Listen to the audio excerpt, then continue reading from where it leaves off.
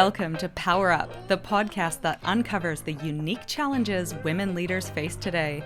Join your hosts Nat and Kristen as we dive into the tough topics and provide actionable insights you can apply right now. Don't forget to hit subscribe so you don't miss any episodes.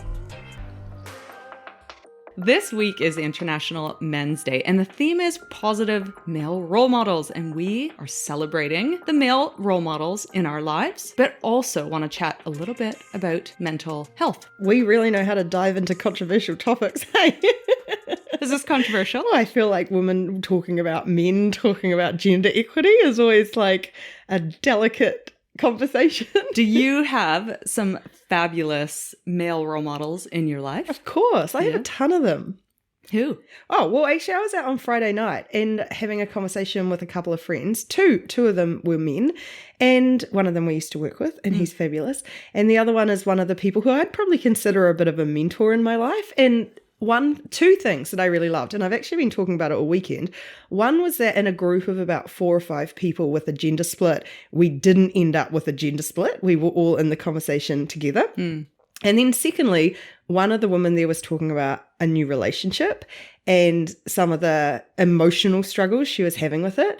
And they both engaged in a way, the two men there engaged in a way that was really alongside her, really vulnerable, sharing examples from their own lives. And I was just like, this is utopia. Like, if we can all meet together like this and be emotional and share stories and support each other and have great conversation that doesn't change when the gender mix changes, I am living my best life. 20, 30 years ago, that conversation wouldn't have happened. And I was reflecting this morning on this year's theme is made possible by a more modern society and accepting of men having feelings more than just I'm fine or I'm hungry. Well, what is it? Women get to the patriarchy, terrible for women generally, but one benefit for us is we get to experience a broad range of emotions, whereas men traditionally have had happy, angry. Yeah. And that's all you're allowed to have. Like, you're not even really allowed sad. And that has led to all sorts of really problematic scenarios that men are put in. Yeah. Well, some of those scenarios, and to your point, they need to be strong, and being vulnerable and being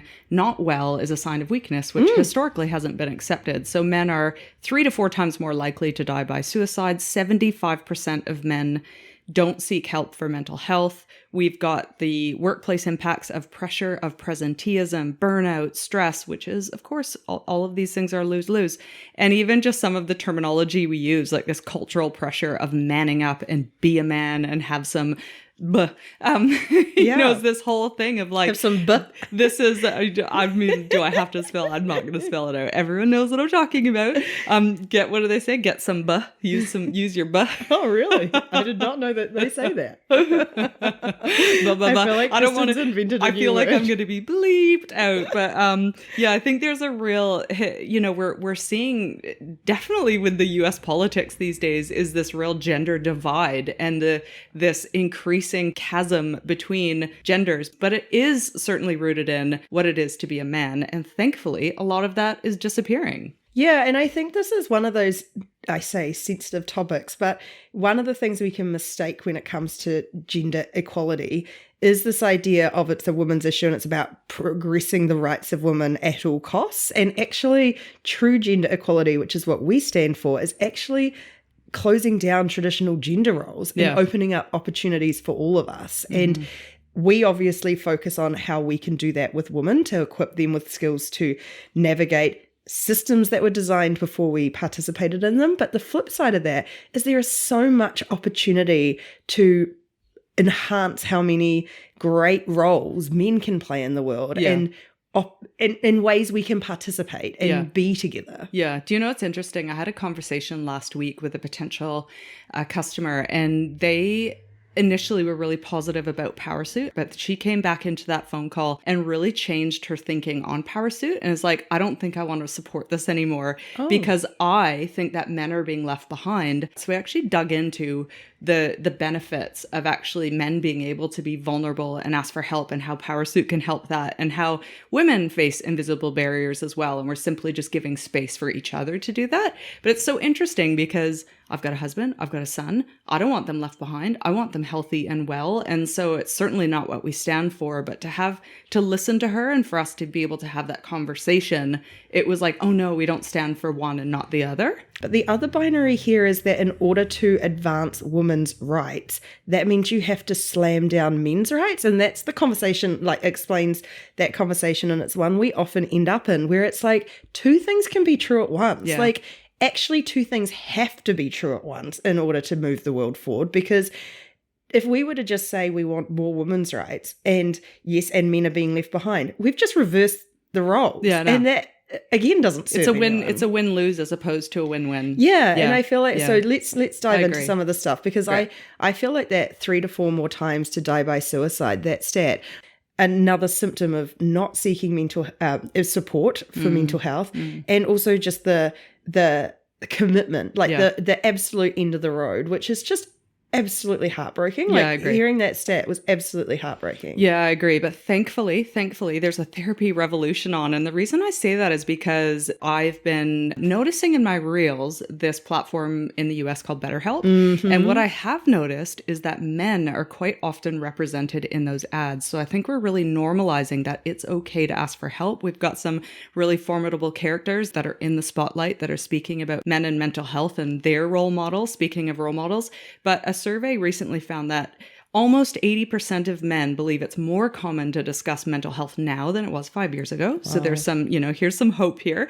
And 83% think that seeking counseling is a good idea before letting problems escalate. We're seeing a real positive shift to that effect. Yeah, and companies like BetterHelp, and there's a few others, I've actually heard a few ads from them too. And one of the things that really struck me was one of them was a man being like, what about those of us who don't want to sit and talk about our childhood? And like, there is a huge stigma around mental health, counseling, therapy in general, that is like the only solution is to sit down and like dig into your emotions, which is entirely unappealing if you are not someone who enjoys that in any gender. Oh my gosh. And I would not enjoy that. Yeah, but it's also untrue. Like there are so many types of therapy and counseling and only a small amount of it actually involves that. Like other types of therapy and you cognitive see behavioral. Well, and even with boxing, like the idea of like boxing and talking or like going out for a walk, all of these things are options, but we don't think about that when we think therapy. I love that. And the best time to actually speak to your teenage son or sometimes your partner or men speaking to men happens while they're doing activity together. Yeah, side by side, not face to face. Yeah, and it's like co-activity something. So there's a word for it and I can't remember.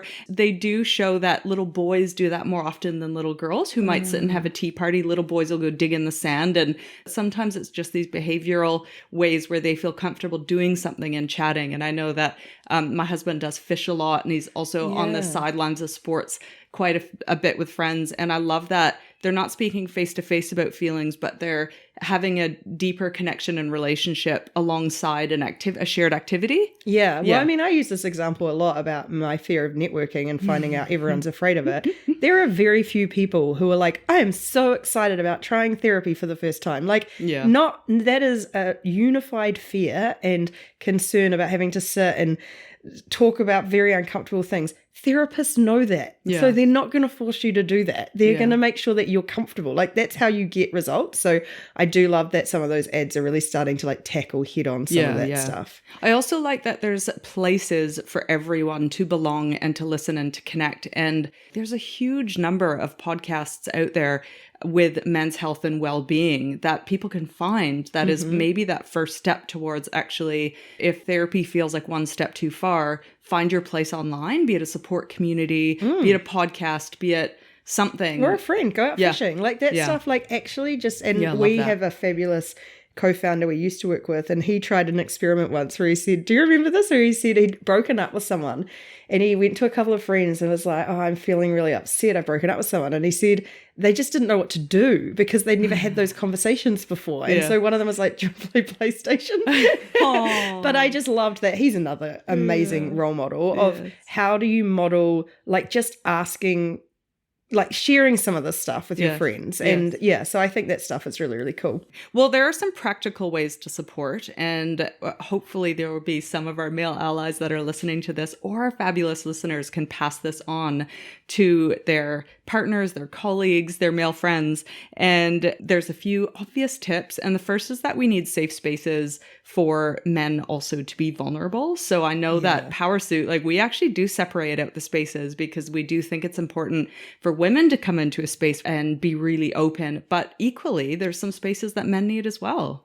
Absolutely. And I think I've noticed so many individuals doing this through their actions. So Taylor Swift, the rise of Taylor Swift, how many amazing fathers were walking around wearing friendship bracelets. And that immediately creates a safe space because you were saying, I back my daughter and I'm not ashamed to like Taylor Swift. And same goes with nail polish. You notice a lot of fathers now will wear badly applied nail polish that their children have done, or a necklace that their children have given them. My brother-in-law is this incredibly muscular, tough guy who will sing Disney songs at the top of his lungs at any opportunity and openly cry in movies. And all of these little actions create a safe space to go, I'm not conforming to that traditional role, and I'm comfortable so you can feel comfortable around me. Yeah. And then we've got these great speakers, and I'll always remember, actually a bunch of them are fabulous, who have spoken to our male allies on Power Suit. But one of the ones that I felt was a really practical action that men should take is the power of self-reflection. And this was Joe Considine, who runs Mobilize, which is actually a community for male allies. And he goes into organizations and works with men. And one of his first exercises and the most powerful activity that he gets his men to do initially at the outset is to really define and reflect on who am I, and have that strong core sense of self. And I think Power Suit, we're forcing time and people's calendars to do just that because the power of it, and men need to do it as well. Well, I feel like we can all understand that who am I thing. And I know we speak to a lot of mums who say, who am I when my kids leave? Like you and a bunch of people are going through that now with kids leaving home and going, who am I? Same with when we left our last startup. Who am I if I'm not this person? And this is just another layer of who am I if I'm not required to be the financial provider of the house, to be the quotation marks man of the house. Who am I? Like, as we shed these labels or these roles and start to really try and figure out who we are, you have to have that practice almost. And like, I feel like I'm constantly doing it, going, keep shedding those roles that are arbitrary, that are like, you are a founder or you are a whatever, and just keep going to like, what is it that makes me and uniquely me? And that stuff is really hard because social pressure puts a lot on you about what your identity is. Yeah, well, that was another one of our male ally interviews, and that was Alex Aguilar. Am I saying his name correctly? And he was this incredible rocket scientist, effectively worked his way up through, enormous degrees and big titles at big companies. And that's what that's what society defined was successful for him. So for him to leave that, he made a choice to go and parent full time for his children because his partner was also in a very high-powered, incredible role, and he had to redefine what success was to him. And so actually he's got great coaching programs. I'll add those as well that do just that and help other men do that. But I also love how Joe is like, think about your roots, like where have you come from and your genealogy, and where does, your ancestry, like all of this stuff forms this core of who you are. And I actually really like some of that deep reflection. Yeah, same. I love that stuff too, because you start to realize what's important and what's not. And it can feel really scary. But then when you start doing it, you're like, oh, it's so much better. Yeah. The next one, practical way to support, is normalising therapy chat. And if you are interested in a great Instagram account and movement to follow, She Is Not Your Rehab. So good. That is an incredible group of people who are trying to undo or break the cycle of violence through really helping men sort of do some of this self-reflection. And every Monday they make me cry because they post on Instagram stories of amazing men doing beautiful things. So it's like always like a father walking in and seeing his daughter have a baby, or taking a child, like their daughter, to a ball, you know, like all that beautiful stuff that immediately makes you cry. And they do a lot of great stuff. And one of the things they do is the I love you, bro. And they got a bunch of men to ring a friend and just say, I love you. And then they kind of recorded the reactions. And some of them were so sweet and immediately like, oh yeah, I love you too, bro. And others were like, what are you saying? Why are you saying this? And got really like, I'm not used to this, but then kept walking it through. And it was, so they do some fabulous stuff to try and break the cycle and relearn in this really cool, very genuine way. So highly recommend She Is Not Your Rehab. That sounds beautiful. And I do love that as a conversation starter. But if you're not quite ready to say, I love you, bro, but I think that's so powerful. There's a couple other conversation starters that you can do with your friends, with your mates, with your colleagues. And that is, I've noticed you seem a bit off lately. Like I've noticed something, because sometimes people really just want help but don't know how to ask for it. And how are you really doing?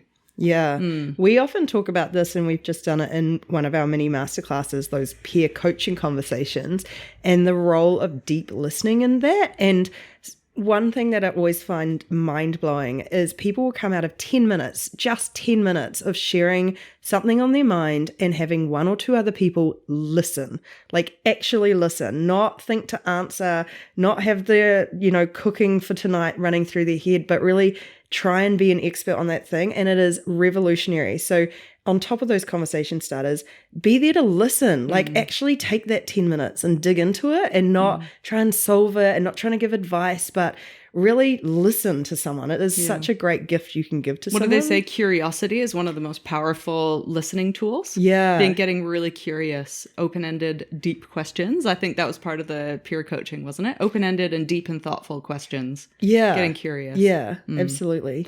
I wrote a few notes on emotional intelligence is the new superpower. And I did that because I think it frames up the why. I just thought it might be worth chatting about the upsides of emotional intelligence. Like, this isn't just about well-being, but actually it is about advancing in our careers and being the leaders that everyone needs us to be, and coming up with solving great problems and building great businesses. And there's actually real power, what traditional power, to being emotionally intelligent these days. And I think some of it starts with even being empathetic as leaders and being able to lead teams of multi-generations and multi-gender, all that stuff. I think it's really powerful, yeah? Yeah, absolutely. And I remember my dad's ex-military, sitting in a spa a lot with him as he retired, really debriefing, or for the first time sharing his career stories with me in a really confronting way. Like when he was back in search and rescue days and going to war zones, they got nothing, no support. No, you were expected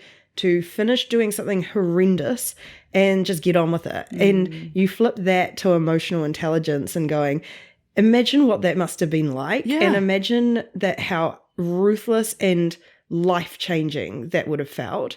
And flipping that to now, where the police are often required to do mandatory counselling and there's a lot more awareness of those impacts, like how much better we are all off because of that. I know. I just think of, did you watch Beckham? That yeah. I mean, how outrageous what he had to deal with. And athletes in that time similarly had to deal with just absolute ruthless, mobs. Get on with it. Just get on with it. Get on with it. And and you know what's so interesting is reflecting on that generation. We're talking one generation ago, right? I mean, and we're probably David Beckham's age, aren't we? We're like definitely I'm at least thinking a of our generation I'm ago. actually kind of thinking of our dads and like, what is it? Stiff upper lip and get on with it. But we now are surrounded by, increasingly, by colleagues and by brothers and by partners that in one generation we've seen incredible change. And the stats are still scary, but people are finally starting to recognize that the positive impacts of emotional intelligence and of supporting one another. You don't have to keep this all to yourself. Like, it is not your job to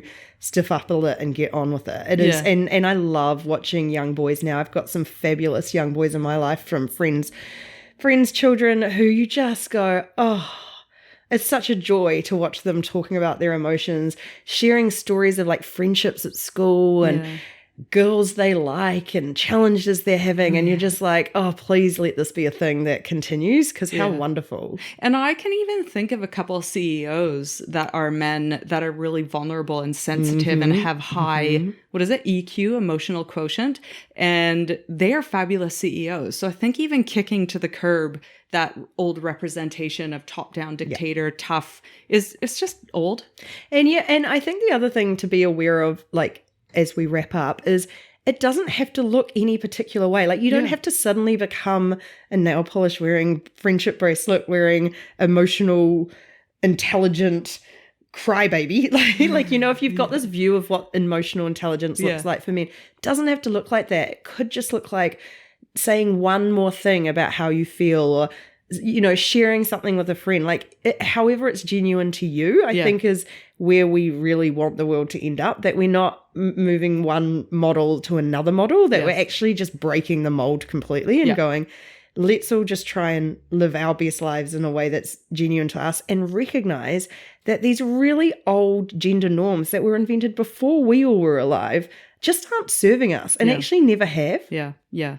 And so I just wanted to say, on the theme of positive role models and International Men's Day, I think there comes with that a responsibility, a recognition that people are watching you. So what a perfect opportunity to just be you and to be human and to ask how people are and to be sensitive to how you might be acting or walking through the world. Like, that is a great responsibility when you have, you might be running a business, a company, you might have children, you might have nieces and nephews, but people are watching you. And so the responsibility is for you just to be genuine and real and vulnerable, and like vulnerable. Take a bit of a chance. And I notice that a lot now. Of like, we were actually talking about this with relationships, and I was saying with Kyla, like, worst case scenario was Kyla leaving me, so I had to be vulnerable. I had to like try and unlearn some of my normal relationship behaviors and take a chance. And I think that's what we're asking, like, for all of us, is yes, it's a bit scary. Yes, it's a bit vulnerable. But if we can all lean into that a little bit, the world will be a lot happier. So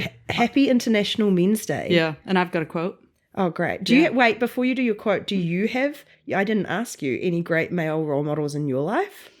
That you, I mean, I'm sure you've got a bunch, but one that immediately springs to mind. No, and weirdly, it was that CEO that I was chatting about, because he is one of my personal board of directors. And I think he probably typifies like an older generation that is sensitive, which I really appreciated as a boss. But that he's the one that stuck out. I also think of my brothers who are choosing a different pathway than, for example, my dad's generation, where they can have deep relationships with their children, and, you know, be silly individual and have relationships. Yeah, exactly. Yeah. So I appreciate them as well. Yeah. Celebrate the amazing men in your life. Yeah. Well, I think my husband's pretty rad, and I think my kids are lucky to have that. Someone that took paternity leave, someone who didn't lean into career because he wanted to have like really strong relationship with my kids, you know, all that stuff. And he puts on his baseball cap and he goes into those gym competitions and he stands in the corner and he examines it without being around anyone else. I have seen Kyle at sports events and it is a sight to behold. He is in it and he is monitoring it and he is not engaging with the other parents. So go men, yay you. And here is a quote from none other than Barack Obama. And he says, "Asking for help isn't a sign of weakness, it's a sign of strength." Love you, Obama. Yeah, go you, Barack. Thanks, everyone, and we will catch you next week. Bye. Bye.